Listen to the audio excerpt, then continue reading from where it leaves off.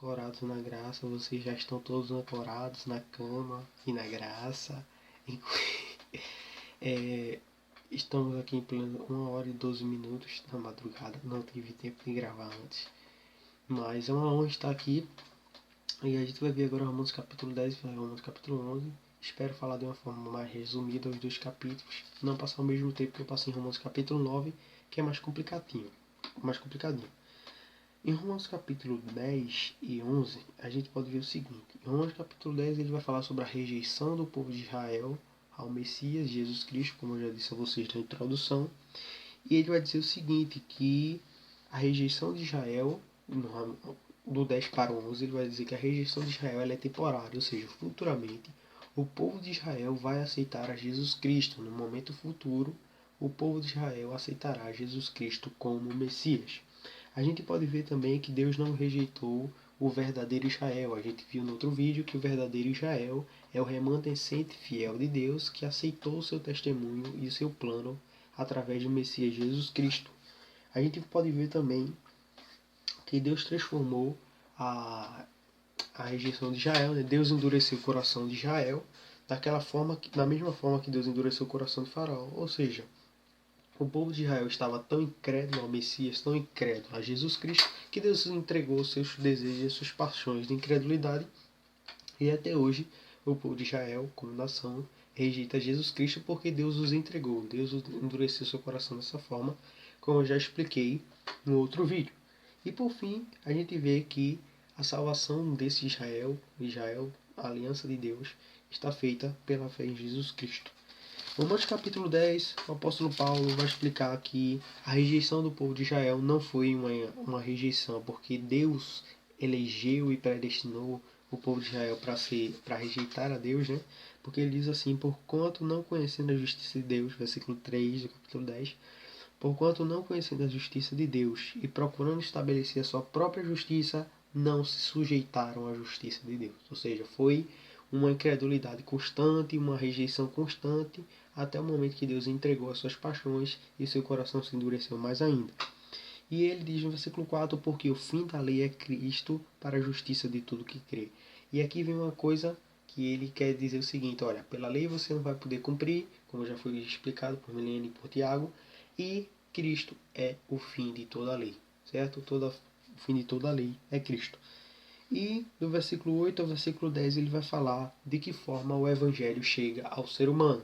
Ele diz, mas que diz a palavra está junto da ti, na tua boca e no teu coração é a palavra que pregamos. A saber, se com a tua boca confessares e teu coração creres que Deus o ressuscitou dentre os mortos, será salvo. Isso aqui é meio que com a confissão de fé. De que forma nós somos salvos? A palavra ela é pregada. Ele disse, visto que com o coração se crê para a justiça e com a boca se faz confissão para a salvação. E ele cita algumas referências aqui. E versículo 13, porque todo aquele que invocar o nome do Senhor será salvo. Vou pular um pouco para o capítulo, versículo 17, para a gente explicar o que, é que o apóstolo Paulo está dizendo aqui. Versículo 17, ele diz de sorte que a fé é pelo ouvir e ouvir a palavra de Deus. Vamos lá, passo a passo. Como é que uma pessoa aceita o Evangelho? Como é que uma pessoa se converte? O apóstolo Paulo vai explicar. Ele diz que os judeus rejeitaram e como é que eles podem aceitar Jesus Cristo. Bem, a interpretação calvinista é que Deus vai lá e regenera a pessoa e depois ela exerce a sua fé. Na interpretação nossa da Igreja Assembleia de Deus Pentecostal, Arminiana, seja lá qual forma você queira dizer, bíblica, é o seguinte, a palavra é pregada e a fé vem pelo ouvir e ouvir a palavra de Deus. Quando a palavra de Deus é pregada, essa palavra gera fé no coração do incrédulo e gera uma fé, o que é fé? Seria confiança, gera nele uma confiança para que ele deposite em Cristo. Se ele depositar essa fé em Cristo que foi gerada pela palavra, se aquela fé, aquela confiança que foi gerada dentro dele, ele depositar ela em Cristo, confiar em Cristo plenamente, ele será salvo. Então é dessa forma que o apóstolo Paulo fala. Se com a tua boca confessares ao Senhor e em teu coração creres, porque ele diz, ó, na tua boca e no teu coração, está bem próximo, a palavra que a gente prega. Se com a tua boca confessares e no teu coração creres que Deus o ressuscitou dentre os mortos, será salvo. Ou seja, se tu creres no Evangelho que tu acabou de ouvir, que gerou uma fé no teu coração, gerou uma confiança, tu serás salvo. Mais adiante, ele vai falar sobre a questão evangelística. Ele diz assim, não há diferença de judeu e grego, e diz: todo aquele que invocar o nome do Senhor será salvo. Como, pois, invocarão em que não creram? Como crerão em que não ouviram? E como ouvirão se não há quem pregue? Uma mensagem evangelística, um despertamento evangelístico.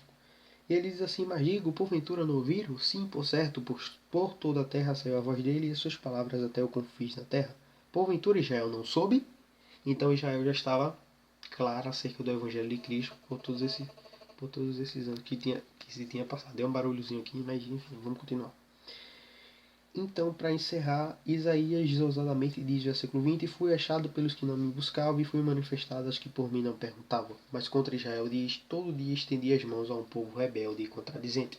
Ou seja, Deus estava todos esses anos esclarecendo ao povo de Israel, mas o povo de Israel rejeitou o evangelho da graça.